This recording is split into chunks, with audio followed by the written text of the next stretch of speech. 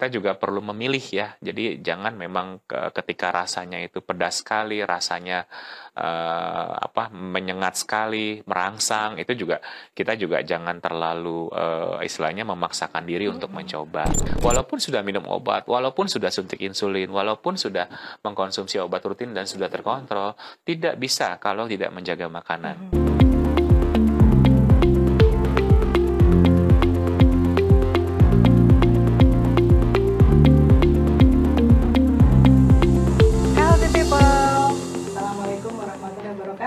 Selamat siang dan salam sejahtera buat kita semua ya. Semoga Healthy People dalam keadaan yang tetap sehat nih. H-4 menjelang Lebaran, Hari Raya Idul Fitri.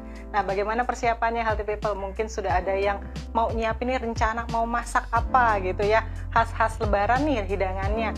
Opor yang pastinya ya, ketupat, kemudian apalagi rendang, wah macam-macam. Belum lagi dengan kue-kue keringnya ya gitu ya Healthy People. Nah, tapi ini jangan lupa Healthy People, di balik nikmatnya hidangan-hidangan tersebut perlu hati-hati ya, karena siapa tahu nih karena kaget habis 1 bulan berpuasa penuh tiba-tiba makan tancep aja semuanya, hilaf kita nih mau makan semuanya aja, kemudian timbullah keluhan-keluhan penyakit gitu ya Healthy People.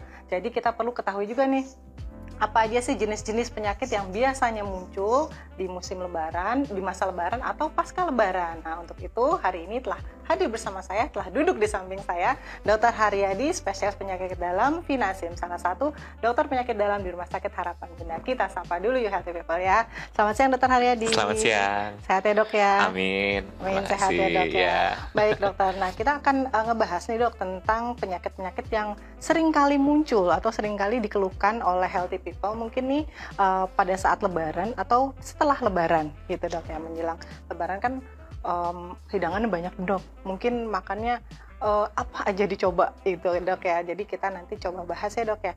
Nah kalau lebaran sendiri itu banyak banget makanan-makanan khas, opor gitu ya dok, kemudian rendang, belum lagi lontong sayur, wah pokoknya isinya tuh santan dan santan gitu ya dok. Nah ini kalau pingin cicip-cicip semuanya gitu, kira-kira boleh-boleh aja atau gimana dokter untuk tubuh kita nih dok? Iya, terima kasih. Ya, jadi memang kalau kita bicara cicip itu, pertama kita mesti melihat dulu ke dalam diri kita sendiri ya, sebenarnya apakah kita ini memang yang beresiko tinggi atau ada masalah kesehatan sebelumnya, atau kita sih sehat-sehat aja ya sebelumnya. Jadi memang kalau yang namanya penyakit-penyakit seperti diabetes, hipertensi, ya itu memang icip ini bisa jadi masalah gitu ya, karena memang pada dasarnya penyakit metabolik ini memang harus menghindari jenis makanan atau nutrisi tertentu secara berlebih, terutama karbohidrat, lemak biasanya, ya kan. Nah, terus kalau kita bicara juga masalah gangguan pencernaan seperti sakit mah, asam lambung, ya ini juga sebenarnya icip tadi juga sebenarnya tidak terlalu bermasalah asalkan sedikit demi sedikit, tetapi memang kita juga perlu memilih ya. Jadi jangan memang ketika rasanya itu pedas sekali, rasanya menyengat sekali, merangsang, itu juga kita juga jangan terlalu istilahnya memaksakan diri untuk mencoba. Jadi memang harus melihat ke dalam diri kita sendiri juga, sebenarnya saya ini tipe yang seperti apa gitu ya. Terus kemudian prinsip juga bahwa benar tadi dikatakan kita jangan membuat perut kita atau pencernaan kita kaget. Karena kita mungkin sudah selama 1 bulan berpuasa, kita mungkin sudah ada irama di dalam pencernaan kita ya. Irama yang mungkin sudah hampir 1 bulan ini terbentuk, tentu saja akan dirusak ya kalau kita tiba-tiba mengkonsumsi makanannya secara berlebihan dan tidak mengikuti irama yang kemarin pada waktu puasa ya. Jadi memang ini harus penyesuaian lagi gitu ya. Jadi mungkin tepat kalau kita katakan jangan makannya kita berlebih dan kaget gitu ya pada saat nanti hari raya seperti itu. Baik dok. Nah ini tetap aja porsi makannya berarti porsi makan kita harus atur juga ya dok ya. Betul. Seperti itu ya. Nah kalau untuk tadi dokter sampaikan juga tuh ada masalah mungkin bisa memicu masalah lambung gitu ya dok ya. Nah ini termasuk dengan diare ya dok? Bisa, betul. Jadi ya diare itu kan sebenarnya bermacam-macam ya penyebabnya ya. Apakah diare ini pertama apakah infeksi atau non infeksi ya kan? Kalau infeksi ya kita cerita mungkin ada infeksi E. coli, infeksi dari makanan minuman ya. Tetapi ada juga diare yang sifatnya diare osmotik atau diare non infeksi biasanya. Nah, diare non infeksi ini biasanya sangat bergantung pada pertama kondisi asam lambung kita. Jadi apakah asam lambung kita berlebih jumlahnya atau tidak, dan yang kedua bagaimana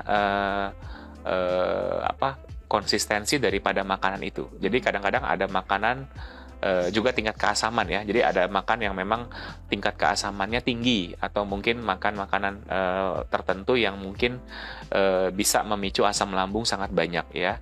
Nah, ini tentu saja akan memicu diare non infeksi ya. Jadi ketika asam lambung banyak atau makanan tadi memicu asam lambung, maka asam lambung tadi akan diteruskan sampai ke usus dan di usus nanti justru dia akan mengiritasi lapisan usus sehingga dia menyebabkan terjadinya perubahan permeabilitas dan lain-lain. Itu akhirnya ujung-ujungnya nanti akan menjadi diare juga gitu. Jadi tapi biasanya diare pada diare osmotik atau non infeksi tadi biasanya tidak masif ya. Jadi biasanya hanya beberapa kali sehari saja dan tanda-tanda infeksi di dalam badan kita biasanya tidak ada ya. Hanya mungkin lemas lemas karena kehilangan cairan seperti itu ya, tapi tidak sampai demam, tidak sampai keluhan-keluhan yang kram perut ya, diare berdarah tidak ada biasanya. Oke, tapi tetap patut diwaspadai ya dok. Betul.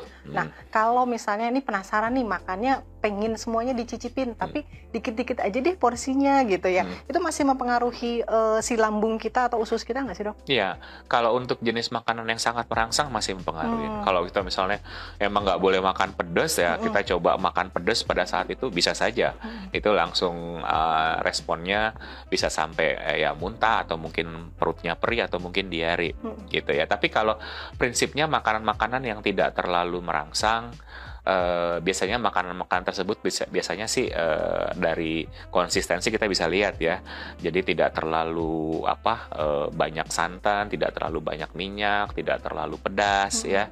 Rasanya juga plain gitu ya. Dan itu biasanya sih di dalam badan kita itu masih bisa mentoleransi ya kalau itu cuma sedikit masuknya gitu. Jadi biasanya sih aman ya. Aman. Ya. Nah, tapi momen lebaran nih agak susah nih dok. Nyari-nyari makanan yang kurang santan, yang kurang minyak kayak gitu ya dok. Semuanya rata. Mau main ke rumahnya siapa? Itu pasti, semua yang ditemuin ya dok ya. Baik dok. Nah, kalau untuk masalah di lambung dok, biasanya penyakit-penyakit apa aja sih dok yang sering timbul nih untuk asalnya dari lambung gitu dok? Ya biasanya sih yang punya sakit mah hati-hati karena memang pada dasarnya kalau dia ada sakit mah mungkin produksi asamnya sudah berlebih. Kemudian kadang-kadang juga pada orang sakit mah itu lapisan lendir di lambungnya menipis sehingga dia tidak tahan terhadap iritasi yang ringan. Bahkan ketika dia minum susu atau mungkin minum teh saja perutnya sudah sakit gitu ya. Terus juga pada beberapa orang yang memang ada masalah seperti intoleransi atau semacam alergi terhadap protein susu atau protein sapi ya, itu kadang-kadang ketika mengkonsumsi sedikit saja misalnya susu ataupun produk-produk yang dairy itu dia bisa saja muncul sebagai reaksi pencernaan ya, jadi bisa saja diare, bisa saja muntah gitu ya. Jadi memang untuk hal-hal yang khusus-khusus seperti tadi itu perlu berhati-hati sekali dalam memilih makanan.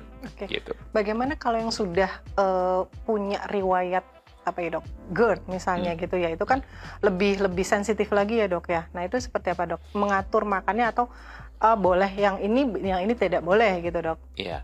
Jadi untuk yang memiliki GERD memang tipsnya hampir sama sih dengan kondisi pada saat normal atau tidak hari raya ya. Jadi prinsipnya yang pertama ya sedapat mungkin menghindari makanan yang merangsang, tetap sama. Minuman juga demikian, kita sedapat mungkin menghindari. Lalu kemudian kita memilih bahan makanan yang dalam tanda kutip tidak terlalu tinggi kandungan zat pati atau karbohidrat sederhananya. Kenapa? Karena biasanya zat pati atau karbohidrat sederhana cenderung akan membuat tekanan atau isi di dalam lambung kita itu lebih cepat mengalami peningkatan ya.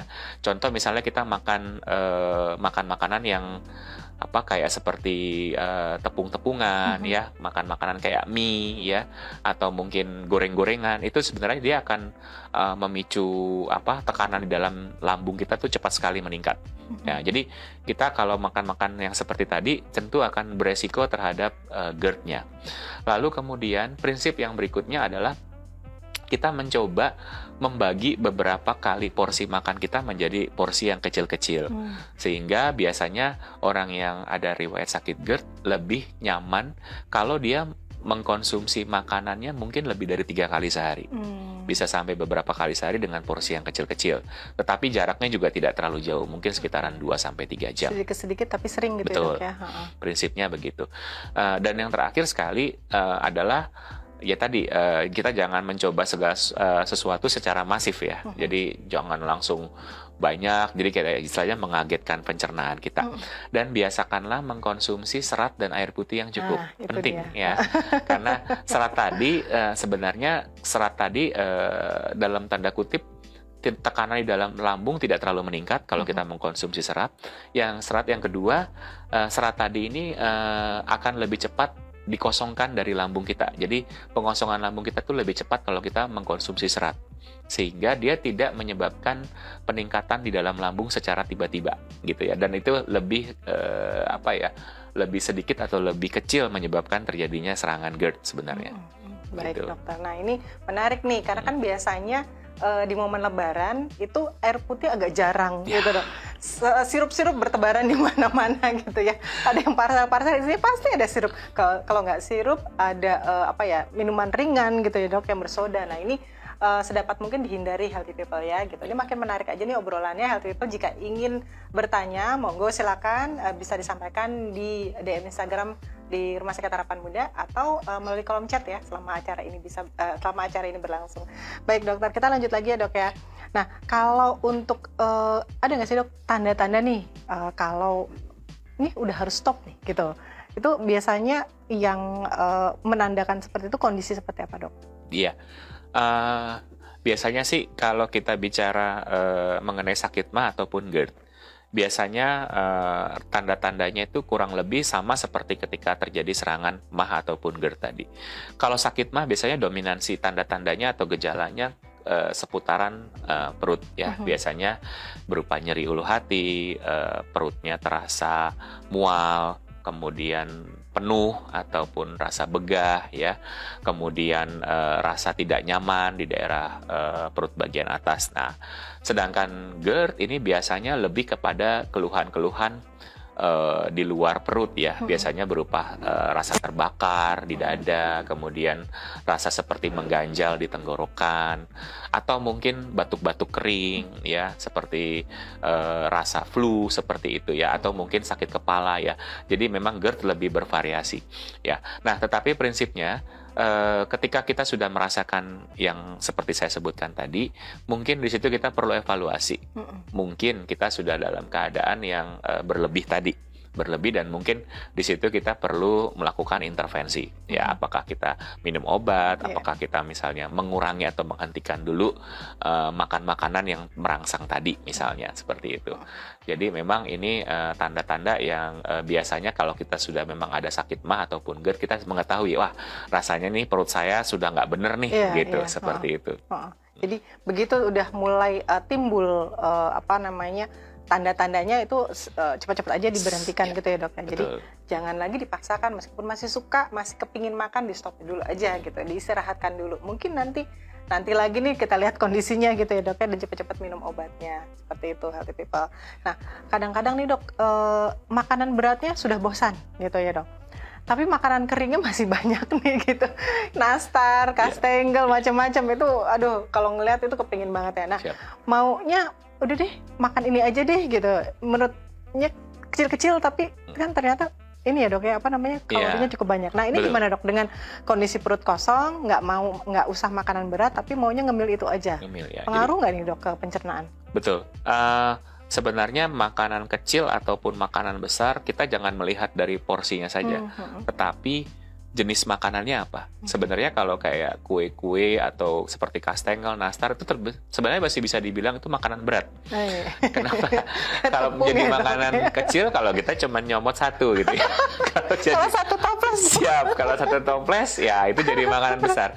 Karena juga kandungannya kan kita tahu di situ ada mentega, ada butter, kemudian ada gula, ya itu adalah karbohidrat semua sebenarnya ya. Jadi bisa dibilang itu adalah full karbo gitu ya. Jadi kalau kita mengkonsumsinya terlalu banyak, jadi sama seperti kita mengkonsumsi nasi terlalu banyak, seperti itu. Jadi jangan dilihat dari jenis makanan, tapi juga kandungannya, itu yang paling penting. Nah, memang yang paling aman itu adalah sebenarnya menghindari konsumsi yang terlalu banyak dari tepung-tepungan tadi. Karena juga kita tahu tepung tadi mengandung gluten, karbohidrat sederhana, itu akan meningkatkan ya satu, tekanan dalam intralambung ya, di dalam lambung itu biasanya kalau kita mengkonsumsi karbo ataupun lemak dia cepat meningkat tekanannya. Yang kedua, tentu saja dia akan menimbulkan gas yang lebih banyak karena dia mengandung karbohidrat tadi. Karbohidrat akan dipecahkan oleh asam lambung, salah satunya menjadi gas lambung. Dan yang terakhir, tentu dengan mengkonsumsi makanan-makanan tepung seperti tadi, dia akan cepat meningkatkan berat badan sebenarnya. Dan ini tentu akan tidak baik sebenarnya, lebih kepada meningkatkan risiko GERD-nya lebih lagi nanti. Gitu. Jadi mungkin untuk makanan-makanan tadi perlu kita evaluasi ya, untuk dikonsumsi secara masif ya, walaupun jumlahnya atau kelihatannya seperti makanan kecil. Iya, gitu. Makanan ringan tapi ternyata berat ya dok. Kandungannya berat sekali nih Healthy People. Baik dokter, kita ke pertanyaan dulu ya dari Healthy People nih. Dok, bagaimana cara agar asam lambung cepat sembuh tapi tidak bawa obat lagi dalam perjalanan? Nah ini kita bicara ke proses mudik ya kali ya dok ya. Nah ada asam lambung tapi nggak bawa obat nih lagi dalam perjalanan, gimana? Ya, jadi prinsip-prinsipnya sama sepertinya ketika kita mencegah asam lambung ini kembali. Obat-obatan biasanya hanya diperlukan ketika memang gejalanya muncul. Tapi dalam keadaan tidak ada gejala atau mungkin gejalanya bisa kita kendalikan, sebenarnya yang paling penting adalah kita mengatur pola makan kita dengan tepat. Ya, pola makan yang tepat biasanya yang pertama adalah kita frekuensi jarak antar makan itu kita harus atur betul ya. Jadi kalau misalnya kita dalam perjalanan, nah ini yang penting nih, kadang-kadang unpredictable ya, jaraknya jauh, makannya bisa di mana, makan apa itu nggak bisa dipilih. Nah ketika seperti ini memang sebaiknya kita menyiapkan bekal ya. Apapun yang kita siapkan itu pasti akan lebih oke ya ketimbang kita cari di luar nanti, karena nggak tahu itu jenisnya apa. Nah persiapkan bekal tadi sesuai dengan apa yang memang dikatakan ini cukup aman untuk asam lambung. Ya tadi saya bilang, kita kalau memilih makanan yang untuk asam lambung, jangan yang terlalu banyak tepung ataupun gluten, karena tadi bisa meningkatkan tekanan dalam lambung, bisa meningkatkan gas lambung, dan juga meningkatkan berat badan. Kemudian yang kedua, kita juga memilih makanan tadi itu biasanya yang mengandung seratnya cukup. Tadi serat tadi akan membuat rasa kenyangnya lebih lama, kemudian lebih cepat dikosongkan dari lambung ya, dan juga biasanya yang berserat ini tidak meningkatkan berat badan gitu ya. Nah itu yang prinsip yang kita harus lakukan selama dalam perjalanan. Nah juga jangan lupakan konsumsi air.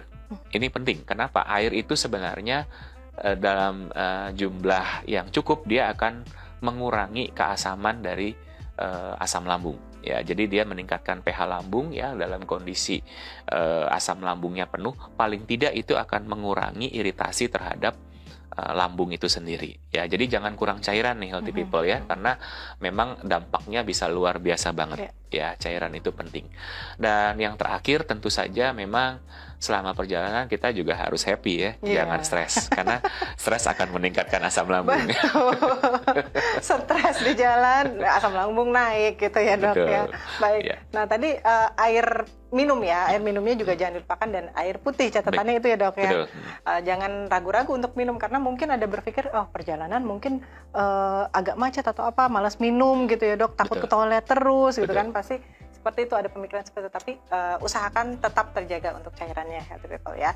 Baik, dok, kita beralih sedikit nih dok ya. Kalau untuk seseorang yang udah punya riwayat kolesterol gitu ya, kemudian asam urat, hipertensi atau diabetes gitu ya dok, ini kalau icip-icip makanan khas lebaran ini meskipun sedikit, ini bisa nggak sih dok langsung timbul keluhan yang menyertainya gitu loh dok? Iya, biasanya sih kalau terutama untuk pasien-pasien diabetes ya, diabetes ini biasanya mereka kalau gulanya sangat tinggi sekali, biasanya akan muncul kayak semacam perasaan mudah lelah, pusing, mengantuk, ya, kesemutan, ya seperti itu. Dan itu sangat mungkin kalau mereka tidak menjaga pola makan mereka pada saat hari raya, keluhan-keluhan yang sebenarnya sih merupakan bagian dari peningkatan gula darah ya. Jadi seperti lemas, mengantuk, kesemutan, baal gitu ya. Itu bisa mungkin terjadi. Nah, untuk hipertensi biasanya sih kalau dia mengkonsumsi obat secara rutin, peningkatan asupan garam yang tidak terlalu banyak tidak akan memberikan terlalu banyak pengaruh terhadap tensinya. Tetapi kalau memang mengkonsumsi garam terlalu banyak, itu juga bisa akan meningkatkan tekanan darah. Biasanya keluhannya seputaran sakit kepala, atau mungkin kalau yang ekstrim bisa saja sampai nyeri dada, ya. Kemudian sesak, itu bisa saja terjadi, ya. Nah, tapi memang kembali lagi kita juga harus memperhatikan banget tuh, ya. Jangan hanya sakit mah saja yang istilahnya memperhatikan makanan. Pasien-pasien yang dengan ada penyakit-penyakit metabolik sebenarnya ini lebih rawan terjadi semacam serangan-serangan akut ya pada saat setelah Idul Fitri, karena beberapa waktu ya saya juga amatin ini masalah-masalah komplikasi penyakit pembuluh darah seperti stroke ataupun penyakit jantung koroner ini akan meningkat setelah hari raya. Nah, ini hati-hati ya bagi yang punya penyakit-penyakit kronis seperti diabetes maupun hipertensi. Jadi tolong betul-betul jaga makanannya ya, walaupun sedang berhari raya, tapi kita tahu porsinya seberapa dan makanan seperti apa yang layak kita konsumsi gitu ya. Jangan semuanya masuk gitu ya. Kalap semuanya mau gitu. Nah, tapi dok, selama masih konsumsi obat-obatan, berarti kan yang memiliki penyakit metabolik tadi pasti ada obat-obatan rutin ya dok yang diminum. Nah, itu masih relatif aman atau tetap aja nggak bisa nih, harus dijaga seperti itu dok? Iya, saya kira yang utama justru bukan obat.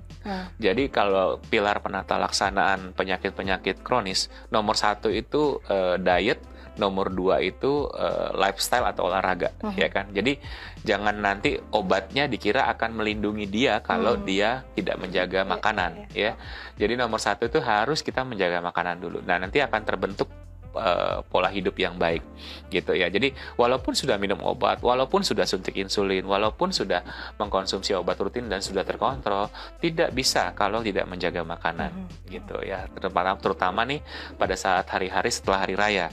Biasanya ini sering menjadi titik rawan. Makanya tadi yang komplikasi-komplikasi tadi saya bilang itu sering justru terjadi setelah hari raya. Setelah hari raya. Sisaan dari makan yang nggak diatur tadi ya dok. Jadi efeknya setelah hari raya nih, bukan pas hari raya belum terasa. Masih enak ya dok, makan masih hajar aja semuanya. Setelah hari raya udah mulai tuh gejala-gejalanya udah kembali lagi. Kemudian yang tadi dokter Hardy sampaikan, healthy people ya, ada stroke, kemudian macam-macam lah. Apalagi kan kita tahu ya bahan-bahan makanannya sendiri sebenarnya sangat tidak dianjurkan untuk orang-orang yang dengan penyakit metabolik tersebut. Gitu ya. Nah, kalau untuk makanan atau minuman nih dok, yang sudah pasti dilarang atau tidak boleh nih dilanggar sama sekali bagi mereka-mereka yang menderita penyakit metabolik tadi dok, itu apa aja dokter? Ada nggak? Ya, rata-rata kalau memang penyakit metaboliknya itu berupa diabetes, kemudian hipertensi, kolesterol, asam urat. Untuk diabetes biasanya kita menghindari karbohidrat ya. Karbohidrat atau pemanis yang buatan juga sebenarnya sangat berbahaya, yang banyak di dalam minuman-minuman kemasan ya. Jadi itu memang sedapat mungkin tidak kita konsumsi ya selama hari raya. Nah, kalau kita orang Indonesia atau orang Timur biasanya tidak lepas dari nasi dan produk olahannya ya, mau ketupat, lontong, ya mie ya, kadang-kadang itu semua ketan juga ya, itu memang tidak bisa lepas dari situ. Ya hanya memang kita nanti hanya menyarankan porsinya saja. Jadi tolong porsinya dijaga. Ya, karena kita tahu makanan-makanan seperti tadi akan menaikkan gula darah secara cepat. Nah, kalau kita bicara mengenai hipertensi, biasanya asupan garam. Asupan garam ini banyak terdapat pada makanan-makanan yang siap saji. Jadi bukan makanan yang hanya rasanya asin saja, tapi makanan siap saji justru lebih banyak. Ya, nugget lah, atau mungkin makanan-makanan yang diawetkan, itu sebenarnya kandungan garamnya sangat tinggi.